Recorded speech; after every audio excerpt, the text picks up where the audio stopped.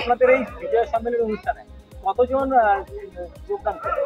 17 জন আমাদের মাতৃশক্তি যারা self help গ্রুপে অসম্মানিত হয়েছেন শাসক দলের কাছ থেকে, তারা আজকে যোগদান করেছেন এবং দীর্ঘদিন ধরে আমাদের এই এলাকার সিপিআইএমের যিনি নেতৃত্ব দিয়েছেন, আমাদের কলেজে এসএফআই এবং পরবর্তীকালে ডিওএফআই করেছিলেন মৌমিতা বোন, আজকেও যোগদান করেছেন। তো আগামী দিনে আরও এই যোগদান পর্ব কিন্তু বাড়বে। কারা কারা যোগদান করবে? সেলফ হেল্প গ্রুপের সমস্ত আমাদের যারা মাতৃশক্তি, বিশেষ করে চিস্তিপুর 2 অঞ্চলের, সেই অঞ্চলেরই আমাদের সেলফ হেল্প গ্রুপের তৃণমূল কংগ্রেস থেকে তৃণমূলের নেত্রী ছিলেন, একটা সময় তৃণমূলের নেত্রী 2018 সালে পঞ্চায়েতে তিনি দাঁড়িয়েছিলেন, তার নেতৃত্বে 17টি পরিবার আজকে যোগদান করেছে। মনে করছেন এই যোগদান সবে শুরু হলো। পটাশপুরে আমরা আগামী দিনে কিভাবে সংগঠন গড়ব সেটা আপনারা পরে সময় বলবেন, টাইম উইল স্পিক।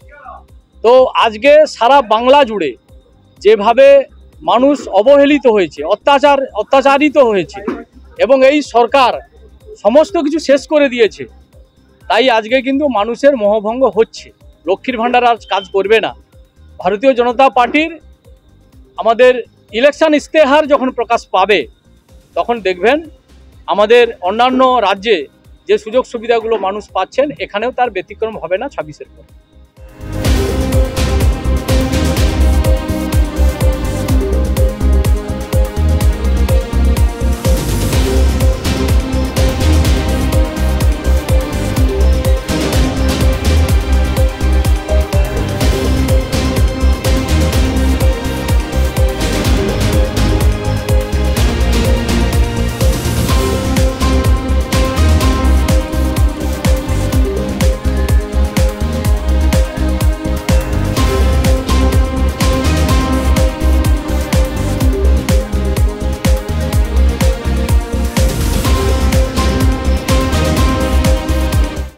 আমাদের ভিডিও ভালো লাগলে লাইক এবং শেয়ার করুন।